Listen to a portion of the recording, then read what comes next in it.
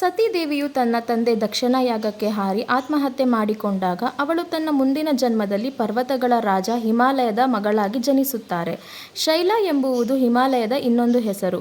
ಪರ್ವತಗಳ ರಾಜನಾದ ಹಿಮಾಲಯದ ಸ್ಥಳದಲ್ಲಿ ಆಕೆಯ ಜನಿಸುವುದರಿಂದ ಆಕೆಗೆ ಈ ಹೆಸರು ನೀಡಲಾಗಿದೆ. ಆಕೆಯ ಮೂಲ ಹೆಸರು ಪಾರ್ವತಿ. ಹಾಯ್ ಎಲ್ರಿಗೂ ನಮಸ್ಕಾರ, welcome back to my channel. ಇವತ್ತು ನವರಾತ್ರಿ ಹಬ್ಬದ ಮೊದಲನೇ ದಿನ. ಶೈಲಪುತ್ರಿ ದೇವ್ರನ್ನ ನಾವೆಲ್ಲರೂ ಪೂಜಿಸ್ತೀವಿ. ಸೊ ನಮ್ಮನೇಲಂತೂ ಪೂಜೆ ಎಲ್ಲ ಈ 9 ಡೇಸ್ ತುಂಬ ಚೆನ್ನಾಗಿ ಆಗುತ್ತೆ. ನಾನಂತೂ ಸಿಂಪಲಾಗೆ ಕಳಶ ಪ್ರತಿಷ್ಠಾಪನೆ ಮಾಡಿ ಪೂಜೆ ಎಲ್ಲ ಮಾಡ್ಕೊತೀನಿ. ಇವತ್ತು ನೈವೇದ್ಯಕ್ಕೆ ನಾನು ಹಾಲನ್ನು ಇಟ್ಟಿದ್ದೀನಿ.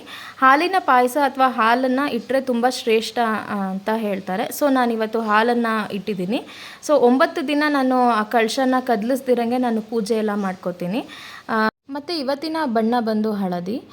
ನಮ್ಮನೇಲಿ ಪೂಜೆ ಈ ಥರ ಆಯಿತು. ಪ್ರತಿದಿನವೂ ನಾನು ಹೂವು ಎಲ್ಲ ಚೇಂಜ್ ಮಾಡಿ ಕಳಶ ಕದಲಿಸ್ದಿರಂಗೆ ಪೂಜೆ ಎಲ್ಲ ಮಾಡ್ಕೋತೀನಿ. ಈ ನವರಾತ್ರಿಯಲ್ಲಿ ಕಳಶ ಪೂಜೆ ಎಷ್ಟು ಇಂಪಾರ್ಟೆಂಟ್ ಆಗಿರುತ್ತೋ ಅದ್ರ ಜೊತೆ ಹೊಸಲು ಪೂಜೆನೂ ತುಂಬ ಇಂಪಾರ್ಟೆಂಟ್ ಆಗಿರುತ್ತೆ. ಹೊಸಲು ಪೂಜೆ ಯಾರೆಲ್ಲ ಡೈಲಿ ಮಾಡ್ತೀರೋ ಅವ್ರಿಗೆ ಒಂದು ಪಾಸಿಟಿವ್ ಫೀಲ್ ಸಿಗುತ್ತೆ ಅಂತ ಹೇಳ್ಬೋದು. ಡೈಲಿ ಅದೆಲ್ಲ ನೀಟಾಗಿ ಒರೆಸಿ ಅರ್ಶಿನ ಕುಂಕುಮ ಇಟ್ಟು ರಂಗೋಲಿ ಇಟ್ಟು ಆಮೇಲೆ ಇದು ದೀಪನ ಹಚ್ಚಿ ಪೂಜೆ ಮಾಡೋದ್ರಿಂದ ಮನೆಯಲ್ಲಿ ಪೀಸ್ಫುಲ್ ವಾತಾವರಣ ಸಿಗುತ್ತೆ ಅಂತ ಹೇಳ್ಬೋದು. ಸೊ ಇದು ನಮ್ಮನೆ ನವರಾತ್ರಿ ಪೂಜೆಯ ವ್ಲಾಗ್ ಆಗಿತ್ತು. ಸೊ ನಿಮ್ಮನೇಲೆಲ್ಲ ಹೇಗೆ ಪೂಜೆ ಮಾಡಿದ್ರಿ ಅಂತ ಕಮೆಂಟ್ ಮೂಲಕ ನನಗೆ ತಿಳಿಸ್ಕೊಡಿ. ಯಾರೆಲ್ಲ ಸಬ್ಸ್ಕ್ರೈಬ್ ಮಾಡಿಲ್ಲ ಪ್ಲೀಸ್ ಸಬ್ಸ್ಕ್ರೈಬ್ ಮಾಡಿ, ಸಪೋರ್ಟ್ ಮಾಡಿ. Thank you.